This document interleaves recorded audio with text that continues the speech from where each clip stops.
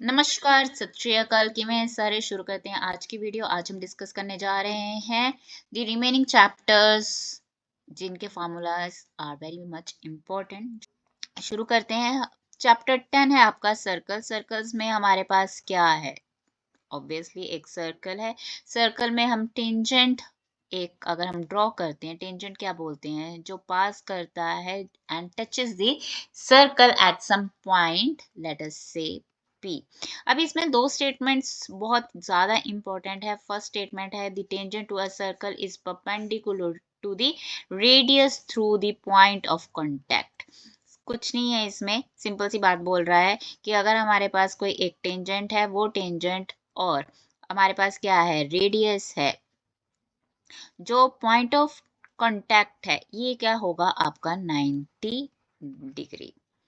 The tangent to a circle, ये आपका tangent है। Let us say this one is P A to the is perpendicular to the radius। Radius हमारा कौन सा हो गया, OP, through the point of contact. Means जहाँ पे ये टच हो रहा है, ये मीट हो रहे हैं, इसे हम बोलते हैं पॉइंट ऑफ कांटेक्ट। ये आपका एंगल क्या होगा, 90 डिग्री।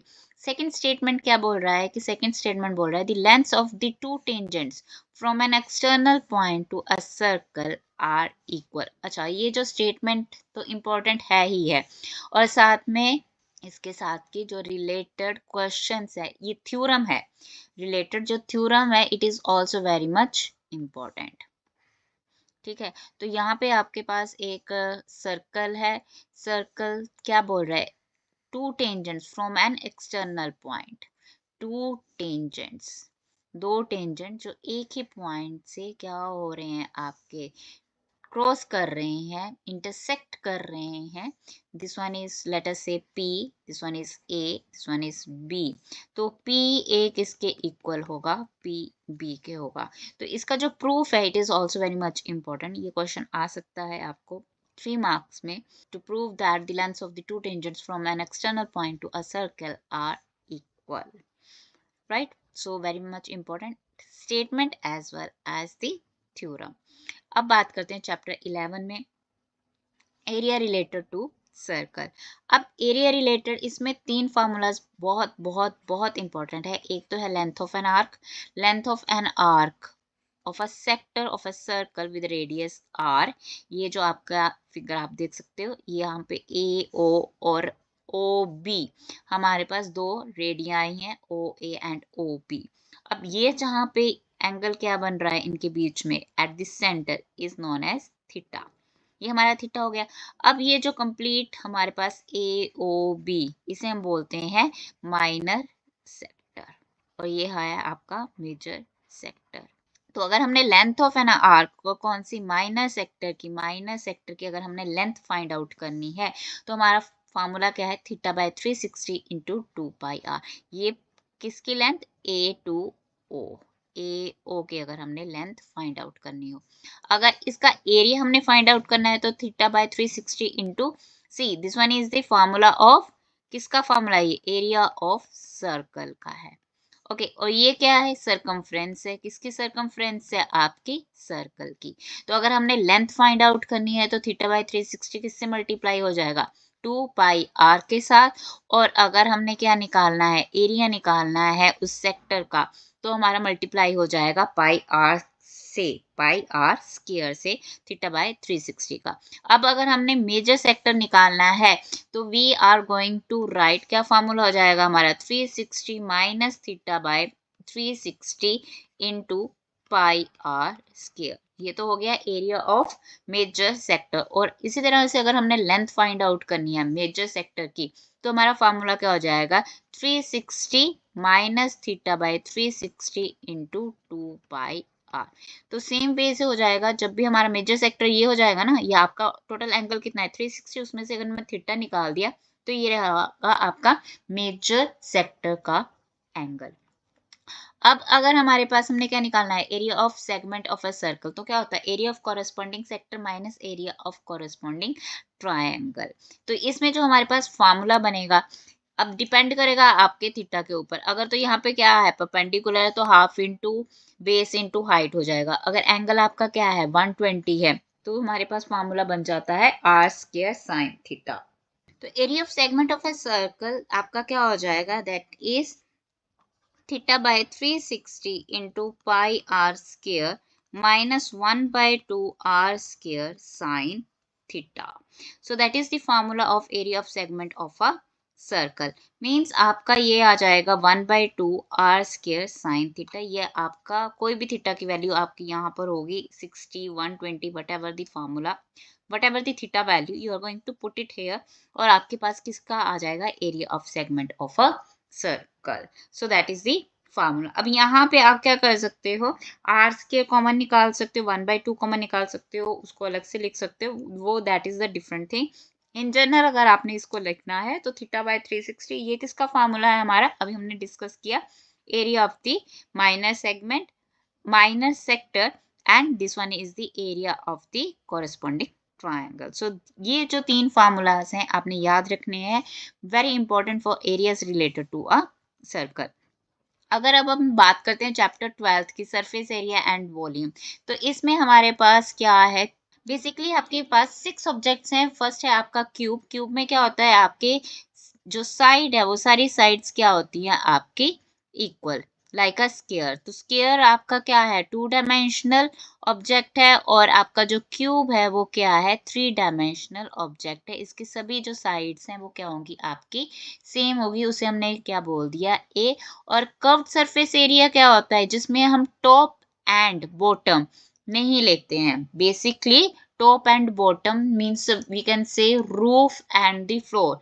अगर हम रूम की बात करें तो उन दोनों को अगर हम क्या कर देते हैं, एलिमिनेट कर देते हैं, उसे हम क्या बोलते हैं, कर्व्ड सरफेस एरिया। तो यहाँ पे हमारे पास 4 साइड्स बनेगी, और 4 साइड्स का जो एरिया वो क्या होता है, 4a स्क्वायर। टोटल मीन्स अब हमने क्या किया, उसमें टॉप और बॉटम दोनों को क्या कर दिया, ऐड ऑन कर दिया, तो हमारा क्या बन गया, total surface area 6a square. ये तो होता है आपकी साइड्स का। अब वॉल्यूम क्या होता है, लाइक आपका जैसे वी कैन से आपके पास बाउल है, ठीक है, बाउल का उसमें पानी अगर हम उसमें डालते हैं उस बाउल में, तो वो उसमें कितना पानी आएगा, वो उसका कितना ऑक्यूपाई करेगा, दैट इज द वॉल्यूम। तो यहाँ पे क्यूब का जो वॉल्यूम है वो क्या होता है, ए क्यूब। वॉल्यूम क्या होता है हमारे पास, ए क्यूब। क्यूबाइड क्या है, cuboid is a 3 dimension of rectangle. 3 dimension of rectangle, इसमें क्या होती है आपकी लेंथ, ब्रेड्थ एंड हाइट, तीनों क्या होती हैं, डिफरेंट होती हैं। तीनों क्या होती है, डिफरेंट। अगर हम रेक्टेंगल को बात करें तो रेक्टेंगल आपका क्या है, 2 डायमेंशनल, और क्यूबाइड क्या है आपका 3 dimensional, length, breadth and height. Same इसमें अगर हम टॉप एंड बॉटम नहीं लेते हैं तो क्या बनेगा उसका curved surface area, that is 2 height, 2 into height, length plus breadth. और अगर इन दोनों को हम क्या कर देते हैं, इंक्लूड कर देते हैं, तो तुम्हारा टोटल सरफेस एरिया क्या बन जाएगा, 2 into length into breadth plus breadth into height plus height into length. और वॉल्यूम क्या होगा, तीनों को मल्टीप्लाई कर दिए, लेंथ, ब्रेड्थ एंड हाइट को, तो हमारे पास क्या बन जाएगा, क्यूबाइड। अब राइट सर्कुलर कॉन क्या है, राइट सर्कुलर कॉन में हमारे पास क्या हो गया, ये आपका क्या आ जाएगा, सर्कल। सर्कल के ऊपर ये हमारे पास, इसे बोलते हैं हम राइट सर्कुलर कॉन। अब इसमें क्या है, डायमेंशंस बेसिकली कौन सी होती है, एक तो सर्कल का क्या हो जाएगा, ये आपका सर्कल है तो सर्कल में क्या आएगा आपका रेडियस आ जाएगा। अब क्या है, एक पर्टिकुलर हाइट है हमारे पास, ठीक है, तो वो क्या हो जाएगी h। तो यहाँ पे कर्व्ड सरफेस एरिया, अगेन हमने बॉटम नहीं लिया, तो यहाँ पे टॉप तो है नहीं हमारे पास, तो यही सिर्फ एक क्या बन गया हमारे पास, कर्व्ड सरफेस एरिया। तो पाई आर एल। अब एल कहाँ से आएगा, क्योंकि ये आपकी क्या हाइट है, ये आपकी क्या है रेडियस है, and this one is your L. तो यहाँ पे ये क्या बन गया, ये हाइट है आर्स की, तो यहाँ पे अगर हम 90 डिग्री ये बनाएगा, तो पाइथागोरन थ्योरम अगर लगाएं तो एल स्क्वायर किसके इक्वल हो जाएगा, r square plus h square, r square plus h square. So ये किसका फार्मूला हो जाएगा, आपके स्लैंट हाइट। एल क्या है आपकी स्लैंट हाइट। ओके, तो स्लैंट हाइट की वैल्यू आ जाएगी आपकी r square plus h square से। अब टोटल सरफेस एरिया, ये तो आपका पाई आर एल है, ठीक है, इसमें अब ऐड क्या कर दिया आपने, सरफेस जो आपका किसका, सर्कल का। तो सर्कल का एरिया क्या होता है, पाई आर स्क्वायर, तो पाई आर कॉमन आ जाएगा, तो एल प्लस आर, ये फॉर्मूला बन जाएगा आपका टोटल सरफेस एरिया का। अब वॉल्यूम क्या होता है 1/3 पाई आर स्क्वायर एच। जो हमारी हाइट है कोन की वो क्या हो जाती है 1/3 लेते हैं पाई आर स्क्वायर इंटू एच। अब सिलेंडर में क्या है आपका ये दोनों क्या होता है आपका प्रॉपर एक ही सिमेट्रिक वे में होएगा, तो ये आपका अगर ऊपर भी क्या होगा सर्कल, नीचे भी हमारा सर्कल होगा, तो यहाँ पे ये रेडियस आ जाएगा, ये आपकी क्या हो जाएगी हाइट। तो ये दो डायमेंशंस यूज होते हैं आपके। तो कर्व सरफेस एरिया क्या होगा, सिर्फ ये जो वॉल्स हैं हमारी 2πr/h है। अब अगर दोनों सरफेसेस हम नीचे और ऊपर दोनों का ले लें तो क्या हो जाएगा आपका, that is 2πr² plus 2πr/h। तो 2πr कॉमन आ जाएगा तो क्या आ जाएगा फॉर्मूला r+h। अब again pi r square into h जो हाइट है, अगर हम मल्टीप्लाई कर देंगे तो हमारे पास क्या आ जाएगा वॉल्यूम आ जाएगा। सफियर, सफियर इज लाइक जो आपकी बॉल होती है, कोई सी भी बॉल ले लो, क्रिकेट बॉल, टेनिस बॉल, तो वो हमारे पास क्या होगा सिर्फ एक रेडियस उसमें स्पेसिफाई होता है। तो कर्व्ड सरफेस एरिया इसमें कुछ नहीं होता हमारा, ना टॉप है ना बॉटम है, क्योंकि ये क्या है ऑल ओवर सिमेट्रिकल है। तो इसका जो surface area total surface area आता है वो आता है 4πr²। वॉल्यूम क्या हो गया 4/3πr³। हेमिस्फीयर हाफ हो गया आपका sphere, that's why it is known as hemisphere. अब इसमें ये देखो ये इसका टॉप बन गया, इसलिए इसका कर्व्ड सरफेस एरिया भी होगा और टोटल सरफेस एरिया होगा। टोटल सरफेस एरिया क्या हो जाएगा, ये ऊपर सर्कल है उसका एरिया क्या होता है pi r square, 2πr² curve surface area add हो गया तो 3πr²। अब सफियर का हाफ क्या हो जाएगा आपका हेमिस्फीयर का वॉल्यूम। तो ये फार्मूलाज हैं, वेरी इंपॉर्टेंट फार्मूलाज हैं, ये आपने याद रखने हैं और ये फार्मूलाज यूज में आएंगे कोई भी आपकी कॉम्बिनेशन ऑब्जेक्ट्स बनेंगे तो।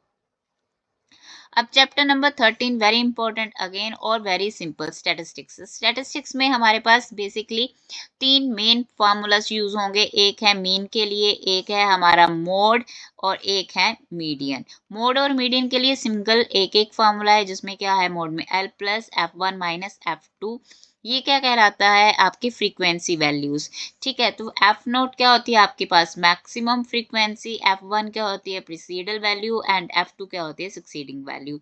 तो ये इन तीनों के ऊपर डिपेंड करता है बस, और फार्मूला में आप अप्लाई कर दोगे। H क्या होता है आपका क्लास इंटरवल साइज, और दैट इज जैसे 10 to 20 आपका क्लास इंटरवल है तो 10 to 20 क्या होगा इसका जो डिफरेंस रहेगा that is your class size, that is your h। तो n/2 - cf cumulative frequency over frequency into h, that is for median। median में ये यूज होती हैं टर्म्स। cumulative frequency मीन्स जब हम फ्रीक्वेंसी को 1 by 1 ऐड करते जाते हैं और एट द एंड हमारे पास क्या आ जाती है टोटल वैल्यू आ जाती है, तो वहां पे कम्युलेटिव फ्रीक्वेंसी बोलते हैं उसे। अब तीन मेन फार्मूलाज किसमें यूज होंगे मीन में। मीन में कौन सा, एक तो डायरेक्ट मेथड है, मेजोरिटी ऑफ द स्टूडेंट्स यही अप्लाई करते हैं, बट वेट, ये फार्मूला आप लोग तभी प्रेफर करो, आप क्या करते हो मैक्सिमम स्टूडेंट्स क्या करते हैं उनको ये इजी लगता है मल्टीप्लाई करना, बट जब आपके पास लार्ज वैल्यूज होती हैं तो प्रेफर करो ये मेथड ना लगाओ। स्मॉल वैल्यूज हैं जैसे 5 to 10 के बीच की वैल्यूज हैं जिसमें multiplication is very easy and addition is very easy, तो वहां पे ये डायरेक्ट मेथड लगाओ। पर अगर आपकी वैल्यूज क्या है लार्ज हैं, जैसे 210 है, 225 है, 269 है, ऐसी वैल्यूज में डायरेक्ट मेथड मत लगाओ, बहुत टाइम कंज्यूमिंग हो जाएगा, तुम्हारा टाइम वेस्ट होगा। टाइम कंज्यूम तो होगा ही होगा, उसका क्या होगा टाइम वेस्ट होगा। डायरेक्ट मेथड तभी लगाना जब आपके पास स्मॉल वैल्यूज है जिसमें मल्टीप्लिकेशन मेंटली आप इजीली कर सको। अदरवाइज मैं आपको बोलूंगी अज्यूम्ड मीन मेथड लगा दो, अगर स्टेप डेविएशन मेथड आता है तो स्टेप डेविएशन मेथड लगा दो, अदरवाइज मेरे ख्याल में स्टेप डेविएशन अभी क्या हो चुका है एलिमिनेट हो चुका है, डिलीट हो जाएगा, तो अज्यूम्ड मीन मेथड अप्लाई करो। इट इज माय रिक्वेस्ट कि अगर लार्ज वैल्यूज हैं तो डायरेक्ट मेथड मत लगाना, अदरवाइज आप कैलकुलेशन में डेफिनेटली मिस्टेक करोगे और आप बाद में रोगे। तो बेटर है लार्ज वैल्यूज में फॉर्मूला ये मत लगाना। ओके, अब नेक्स्ट है इसमें एक फार्मूला यूज होता है एम्पेरिकल रिलेशनशिप जिसमें मीन मीडियन मोड का रिलेशनशिप है 3 median is equals to mode plus 2 mean. ये बहुत इंपॉर्टेंट फार्मूला है, सो काइंडली इसे याद रखना, क्योंकि क्या हो सकता है ये 1 मार्क क्वेश्चन में आ जाए। फार्मूला भी पूछा जा सकता है। सेकेंडली आपको मीन मीडियन जब मोड की तीनों में से किसी दो की वैल्यूज दी होंगी और थर्ड आपने निकालनी है, तो उसमें ये फार्मूला यूज होने वाला है। तो नेक्स्ट है आपका लास्ट चैप्टर प्रोबेबिलिटी। प्रोबेबिलिटी बहुत ही इजी है, आई थिंक सभी को आती होगी, और इसमें मिस्टेक मत करना, बहुत ही इजी है। प्रोबेबिलिटी में क्या है, बेसिकली आपका टोटल आउटकम्स हैं, आपके अगर ऑल पॉसिबल आउटकम्स ये आ जाएगा, और आपके फेवरेबल आउटकम्स, बस यही सारी प्रोबेबिलिटी है आपकी। Outcomes favourable and divide by all possible outcomes of the experiment। Sure event है कि ये इवेंट होगा ही होगा, उसमें उसकी वैल्यू क्या हो जाएगी 1। इम्पॉसिबल इवेंट है तो क्या हो जाएगा वो 0।